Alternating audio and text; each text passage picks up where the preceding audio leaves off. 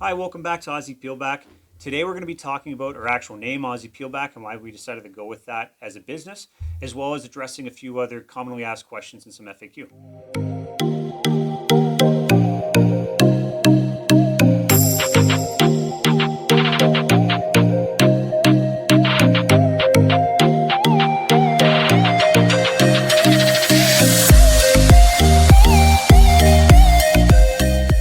As you can see here today, I'm wearing the APB Kangaroo with a med plate inside.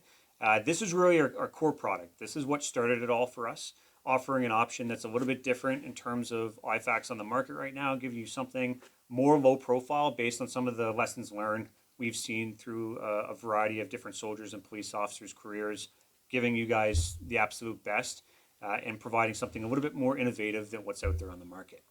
So in terms of why we actually went with the name Aussie Peelback, we have found common grounds to have it relate to combat medicine. So first and foremost, we are a Canadian company. That's a commonly asked question. We completely understand why that would be asked. We do have strong ties to the Australian and New Zealand market, especially through our distributors LE Gear, but we are Canadian. So why Aussie Peelback? So for anybody who's not familiar, Aussie Peelback is a commonly used term among soldiers in terms of different military tactics, specifically the controlled manner in which you break contact from the enemy. So it's not a retreat. It's a tactical maneuver that's used to ensure that we are doing decision making on our terms and not the enemy's. Tactically speaking, what it ends up looking like on the ground, it's a lot of controlled fire and movement away from the enemy, essentially opening up your options and getting you far enough away from that threat to be able to take other avenues of approach or move back to another formation of troops or so on and so forth. It just opens up the options at the table. So why do we fly parallel with this with our overall product? Well, for those that don't know, our saying here, our slogan here at Aussie Peelback is so you could fight another day.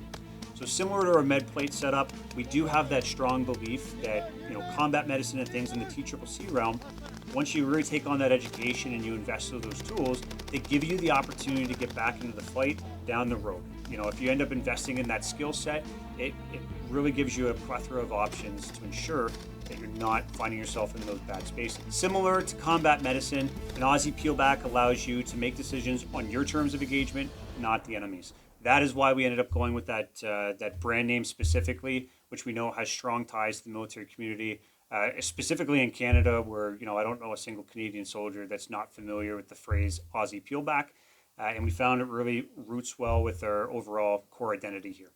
One of the other reasons we went with the name Aussie Peelback relates to the concept of the sheepdog. So as you're noticing in a lot of our imagery, especially the brand logo, it features a sheepdog head or a dog head. In a world full of sheep and wolves, we really take to heart that idea that law enforcement community and that military community stands up to fulfill that role specifically as a sheepdog among society, being able to be there in place to take care of the sheep, especially when there's no shortage of wolves. One of the other reasons this concept really hit home as well, a bit of a personal story from myself. So when I got back from Afghanistan, we ended up getting a family dog named Nashville, who happens to be an Australian Shepherd. So the name really kind of synced up well overall with the brand ideology, and then it created a lot of neat opportunities in terms of imagery for a brand, and really stood up for something that we believe morally here at Aussie Peelback. And here's Nashville, our Australian Shepherd, and the mascot for the business. Come on, sweetie. Take a seat. Sit. Good boy. Now, addressing some of the key FAQ we frequently get, that was the first big one right off the hop, is why the actual name itself. So we addressed that. We are a Canadian company, but we do push to try to get our products into the hands of soldiers across NATO. One of the other common misconceptions is that the med plate replaces your ballistic plate, which it certainly does not. Don't have that confusion in the back of your head. The med plate is built in such a way to hug to the concave shape of a ballistic plate, allowing it to slip in behind that ballistic plate, giving you some extra protection as well as that low profile configuration. We do have an abundance of videos on our different social media pages that show this a little bit in use, specifically some ballistic test videos that show that kind of setup.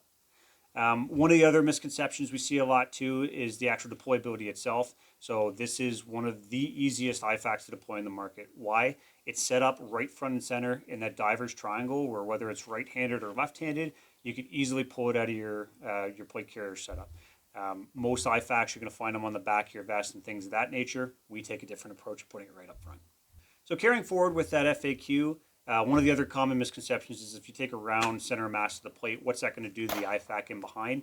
So we do use a polycarbonate material. It's 300 times stronger than glass. That not only gives you that added strength, but flexibility.